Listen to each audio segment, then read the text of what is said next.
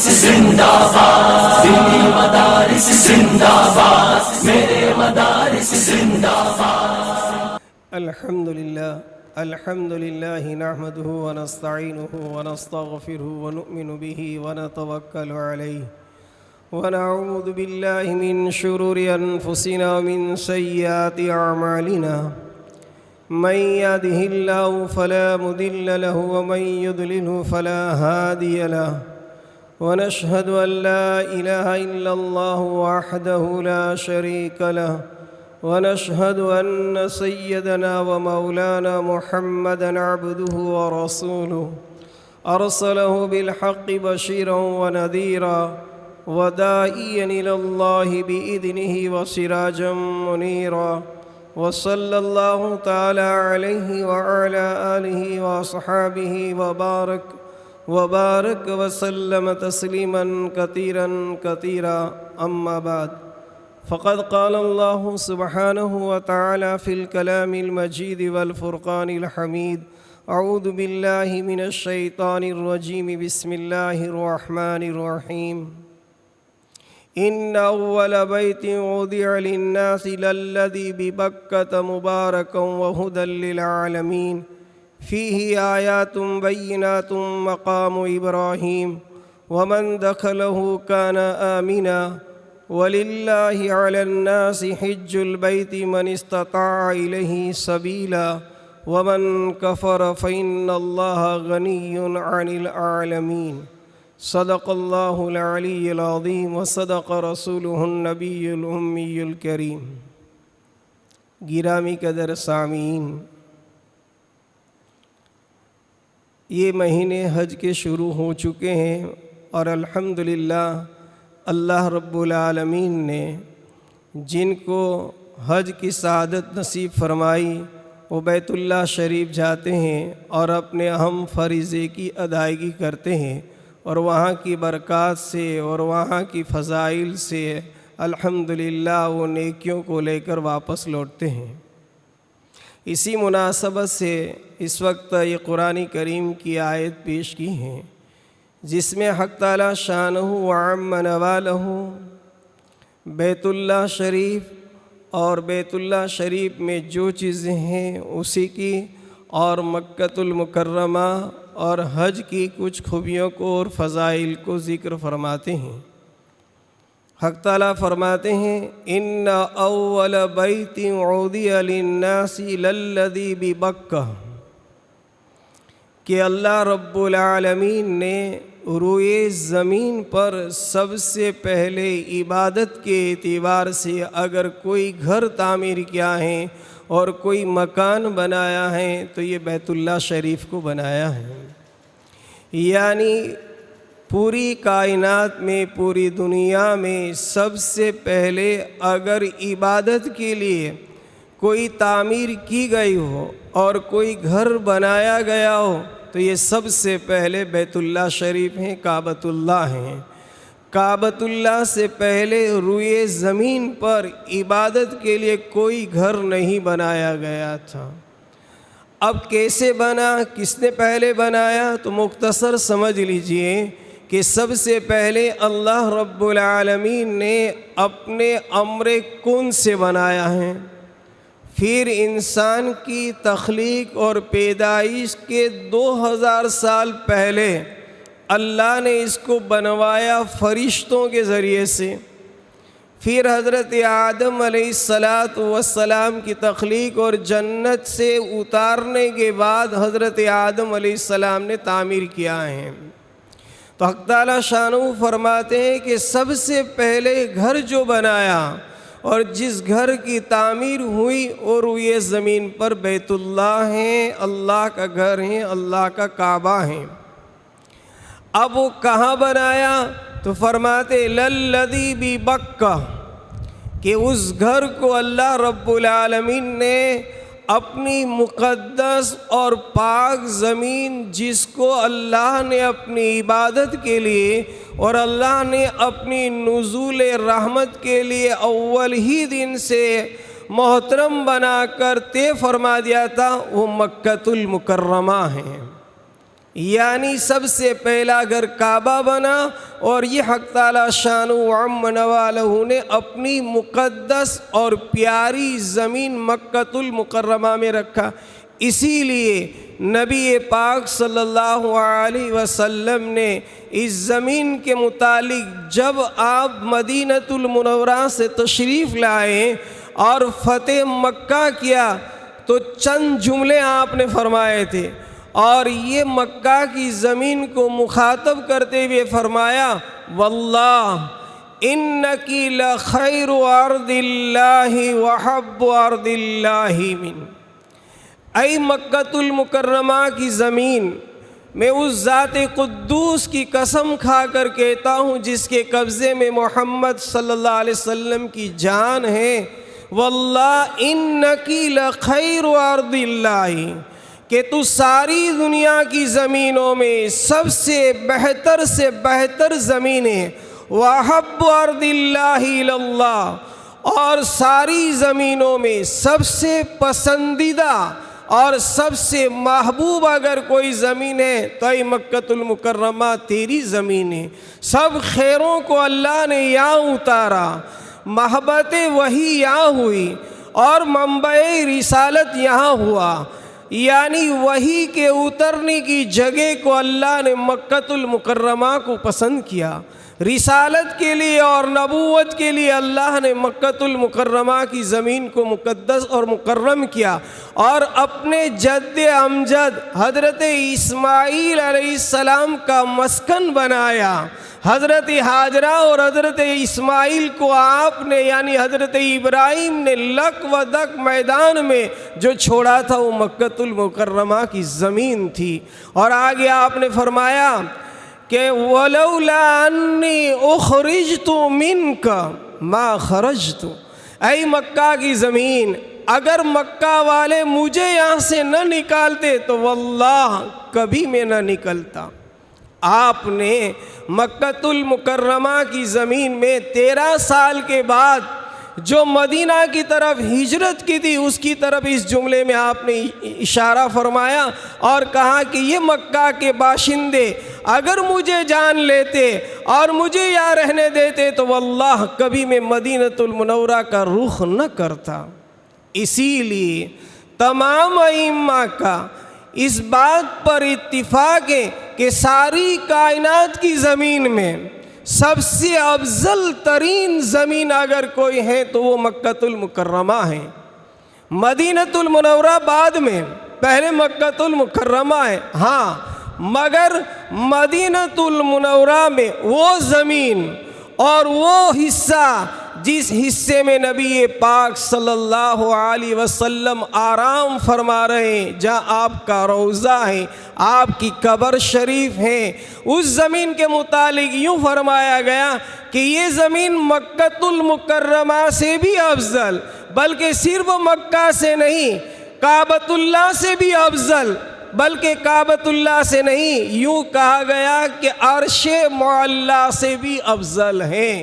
جس زمین پر آپ علیہ السلام کا جسم اطہر آج مدینہ میں ملا ہوا ہے اور آپ کا روضہ ہے، یہ اللہ کے عرش سے بھی افضل ہیں۔ اس کے علاوہ ساری کائنات کی زمینیں مکۃ المکرمہ کے مقابلے میں افضل نہیں کہلائے۔ کیوں؟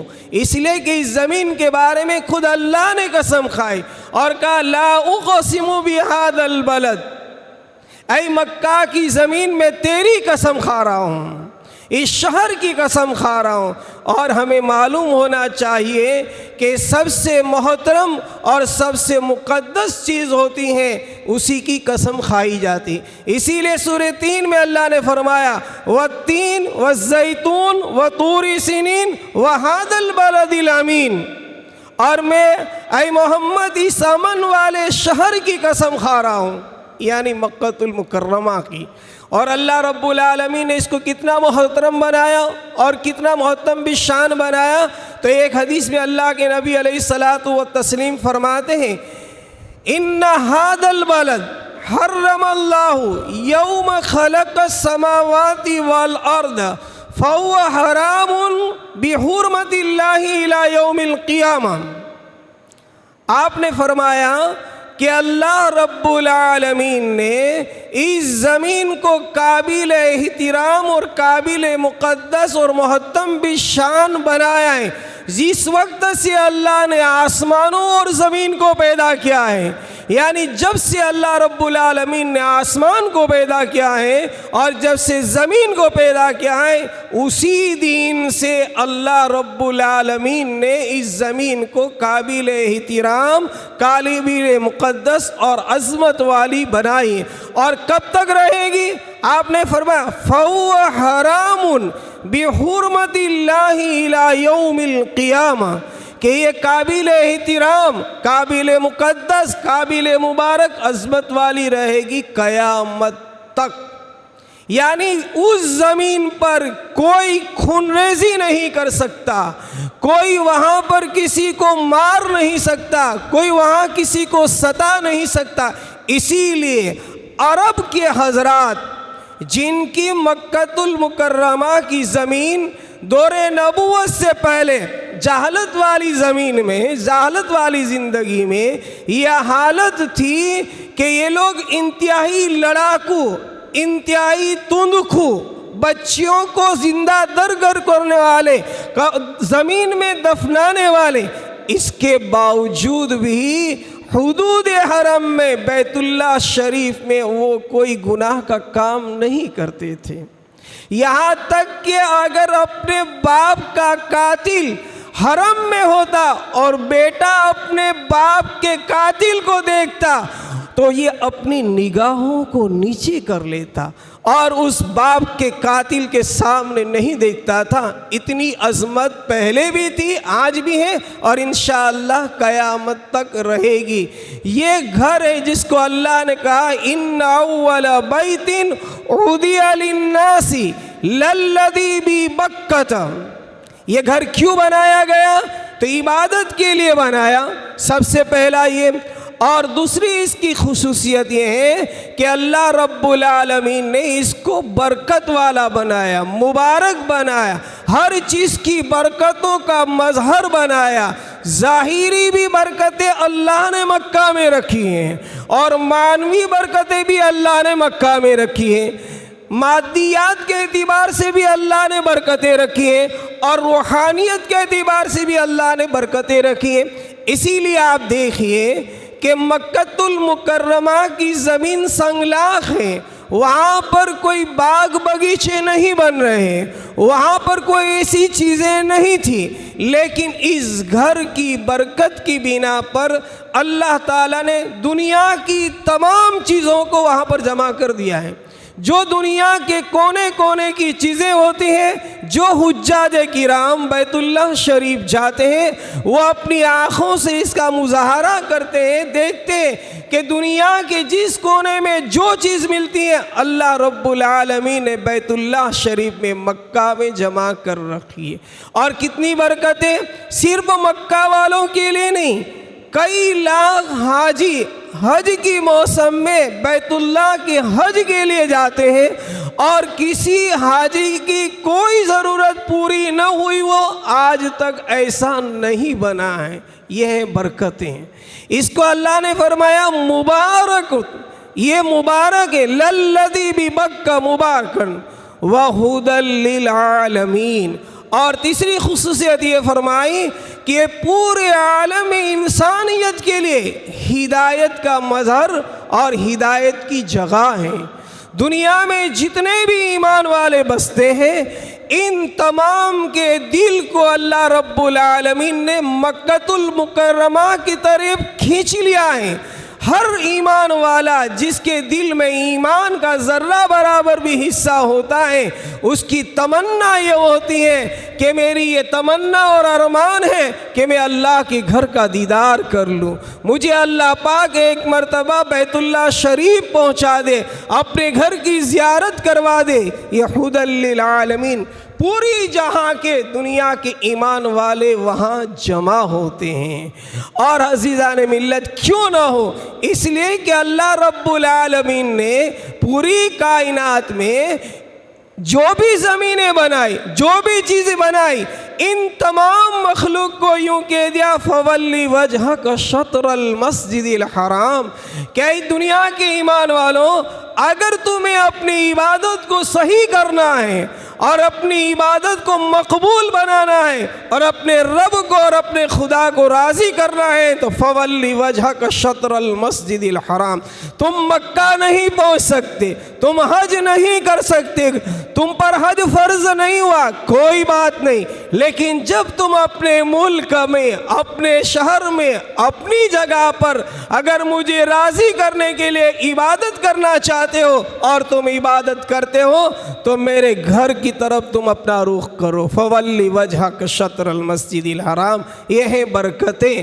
اور آگے فرمایا اللہ تعالیٰ نے فیہ آیات بینات مقام ابراہیم، کہ اس مکہ المکرمہ کی زمین میں اللہ رب العالمین نے اپنی بہت سی نشانیاں رکھی ہیں، بہت سی چیزیں ایسی ہیں جو وہاں دیکھ کر اللہ کی قدرت سمجھ میں آتی ہیں، اللہ کی بڑی بڑی نشانیاں سمجھ میں آتی ہیں۔ اور پھر فرمایا کہ ان بینات کے ساتھ ساتھ مقام ابراہیم، کہ ہم نے وہاں مقام ابراہیم بھی رکھا ہے، جس پتھر کے اوپر حضرت ابراہیم بیت اللہ شریف کی تعمیر کر رہے تھے، وہ پتھر بھی اللہ کی بڑی نشانیوں میں کہ ایک نشانی۔ اب وہ کیسے؟ جس وقت حضرت آدم علیہ السلام نے تعمیر فرمایا، لمبا قصہ ہے، طوفان نوح کے وقت وہ منہدم ہو گیا تو حق تعالیٰ شانہ عم نوالہ نے حضرت ابراہیم کا زمانہ آیا تو حضرت ابراہیم پر وحی کی اور فرمایا کہ اے ابراہیم، آپ فلاں جگہ پر اس کی مٹی کو، اس کی ریت کو صاف کر کے وہاں میرا گھر تعمیر کرو۔ لہٰذا اسی بنیاد پر جو فرشتوں نے بنیاد رکھی تھی، حضرت ابراہیم نے اس ریت کو ہٹایا اور ہٹانے کے بعد اسی جگہ پر آپ نے تعمیر شروع کی۔ جب تعمیر حضرت ابراہیم کر رہے تھے، اللہ کا گھر بنا رہے تھے، تو یہ دعا کر رہے تھے وَإِذْ يَرْفَعُ إِبْرَاهِيمُ الْقَوَاعِدَ مِنَ الْبَيْتِ وَإِسْمَاعِيلُ رَبَّنَا تَقَبَّلْ مِنَّا إِنَّكَ أَنْتَ السَّمِيعُ الْعَلِيمُ، کہ الہ العالمین آپ کے حکم سے میں آپ کا گھر بنا رہا ہوں، میں بہت کمزور ہوں، بے بس ہوں، تیرے حکم کے آگے میں کچھ نہیں کر سکتا ہوں، لیکن الہ العالمین تیرا حکم ہو رہا ہے، اب میں تعمیر کر رہا ہوں اور میرا بیٹا اسماعیل میری مدد کر رہا ہے۔ اے میرے پروردگار، جتنی بھی تعمیر ہو، جیسی بھی تعمیر ہو، اے اللہ تو اس کو قبول فرما لے اور نجات کا ذریعہ بنا دے، تو دعاؤں کو سننے والا، قبول کرنے والا ہے۔ حضرت ابراہیم دعا تعمیر کرتے جا رہے تھے اور بیت اللہ شریف کو بناتے ہوئے دعائیں کرتے جا رہے۔ جب حضرت ابراہیم سے وہ چاروں دیوار اونچی ہو گئی، کوئی زینہ وغیرہ سیڑھی وغیرہ تھی نہیں، اللہ رب العالمین نے حضرت جبرائیل کو بھیجا جنت کا ایک پتھر لے کر اور فرمایا کہ اے جبرائیل، تم جاؤ اور میرے ابراہیم جو میرا خلیل اللہ بننے والا ہے، بیت اللہ شریف کی تعمیر کر رہا ہے، اس جگہ پر اس پتھر کو رکھ دو، حضرت ابراہیم کی یہ پتھر مدد کرے گا۔ یہ ہے پتھر جنت کا آیا ہوا ہے۔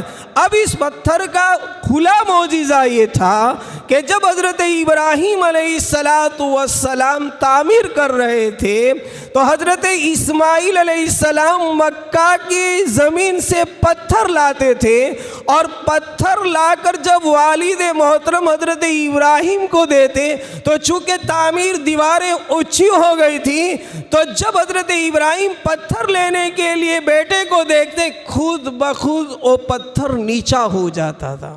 جب حضرت ابراہیم اپنے ہاتھ میں پتھر لے لیتے تھے تو خود بخود وہ پتھر جو جنت سے اتارا گیا تھا، جس پر حضرت ابراہیم کھڑے ہو کر تعمیر کرتے تھے، وہ پتھر خود بخود اونچا ہو جاتا تھا، جیسے آج کے دور میں لفٹ الیکٹرک وغیرہ کی ہوتی ہیں۔ یہ ہے پتھر کی خصوصیت۔ اور دوسری، اللہ رب العالمین نے اس پتھر کو اتنا نرم کر دیا تھا کہ حضرت ابراہیم علیہ السلام अलैहिस्सलाम के दोनों कदम मुबारक के निशानात भी इस पत्थर पर पड़े हुए हैं। और आज भी वो पत्थर बैतुल्लाह शरीफ तवाफ के अंदर गाड़ा हुआ है, जहाँ पर एक बिल्लोरी काज बनाया गया है और इसमें महफूज है। जो हुज्जाज किराम तशरीफ़ ले जाते हैं, अगर इनको देखने की सादत नसीब हो जाती है तो देखते हैं कि आज भी हज़रत इब्राहीम अलैहिस्सलाम के दोनों कदम के निशानात इस पत्थर में मौजूद हैं। अल्लाह ने फरमाया फ़ीही आयतुम बय्यिनात व मकाम इब्राहीम, और वहाँ पर मकाम इब्राहीम वो पत्थर। इसीलिए हज़रत इब्राहीम अलैहिस्सलाम के इस पत्थर के बारे में, जहाँ पर हज़रत इब्राहीम ने, पहले तो वो पत्थर था बिल्कुल बैतुल्लाह शरीफ की दीवार से लगा हुआ, चूँकि आप तामीर कर रहे थे तो उसी जगह से खड़े होते थे। लेकिन जब मताफ में तवाफ करने वालों को ज़्यादा भीड़ होने लगी तो उस पत्थर को वहाँ से उठाकर आज जो है वहाँ पर रखा हुआ है। और ये पत्थर पहले से, और दूसरी उसकी खुसूसियत ये है कि अरब हजरात बुतों की पूजा करने वाले थे और बैतुल्लाह शरीफ में 360 बुत रखे थे। लेकिन ज़माने जाहिलियत में किसी भी इंसान ने इस बुत की कभी पूजा नहीं की, कभी उसके सामने सर नहीं झुकाया है और आज तक नहीं झुकाया और क़यामत तक नहीं झुकाएंगे। ये हज़रत इब्राहीम अलैहिस्सलाम का ज़िंदा मौजिज़ा है। हाँ, इतना हुआ था कि हज़रत उमर के ज़माने में जहाँ पर पत्थर नबी पाक सल्लल्लाहु अलैहि वसल्लम ने रखा था, किसी तूफ़ान की बिना पर, सैलाब की बिना पर वो बहकर किसी और जगह चला गया था। जुस्तजू और तलाश के बाद हज़रत उमर ने फिर उसी जगह रखा जो आज है, जहाँ पर नबी पाक सल्लल्लाहु अलैहि वसल्लम ने रखा है। इसको अल्लाह फरमाते हैं फ़ी आयतुम बय्यिनात मकाम इब्राहीम। और भी बहुत सी निशानी, मिन जुमला उनमें की एक निशानी ये है कि आप देखते होंगे जितने हुज्जाज किराम जाते हैं, कई लाख हाजी हर साल हज करते और जमरात की रमी करते, 3 शैतान की जगह पर पत्थर मारते, कंकरियाँ मारते, और हर हाजी 7 कंकरी को मारता है। अब लेकिन कभी भी वहाँ कंकरियों का ढेर नहीं हुआ, जमा नहीं हुई। जितने भी हाजी वो कंकरियाँ मारते हैं, वो जो कंकरियों को अल्लाह कबूल कर लेते हैं, फरिश्ते उस कंकरियों को उठा लेते हैं। हाँ, लेकिन जिस हाजी की किसी वजह से कंकरी कबूल नहीं हुई, वो कंकरी पड़ी रहती है जिसको बाद में लोग उठा लेते हैं। लेकिन आप देखेंगे 3 दिन मुसलसल हर हाजी 7-7 कंकरियों को तीनों 3 जमरात पर मारता है, लेकिन इस जमरात पर कंकरियों का ढेर कभी नहीं होता।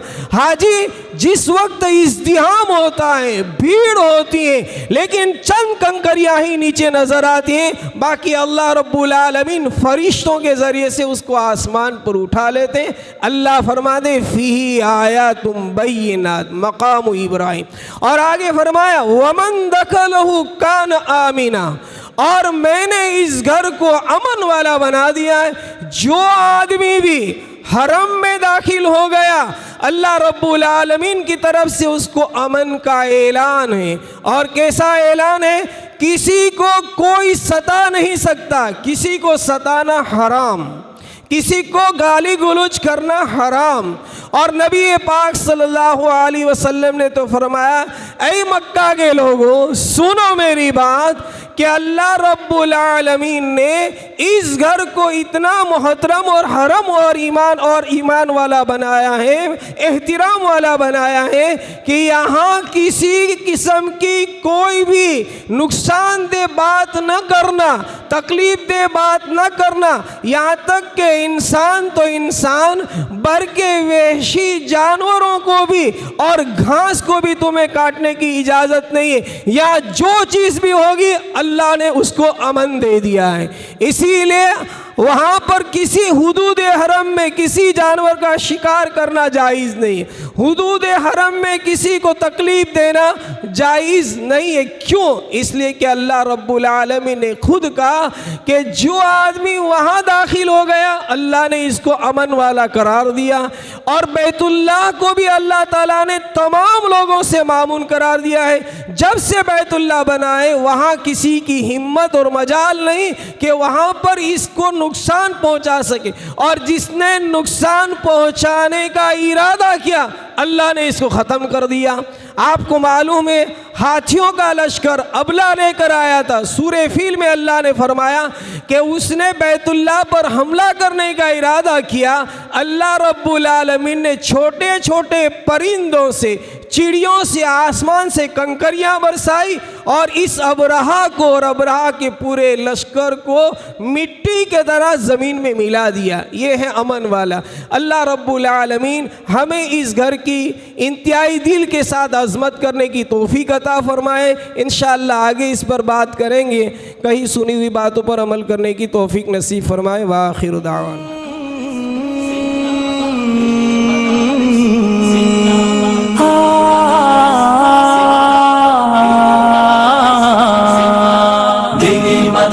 زندہ باد، میرے مدارس زندہ باد، دینی مدارس زندہ باد، میرے مدارس زندہ باد، دیا ہے امن کا پیغام یہ دینی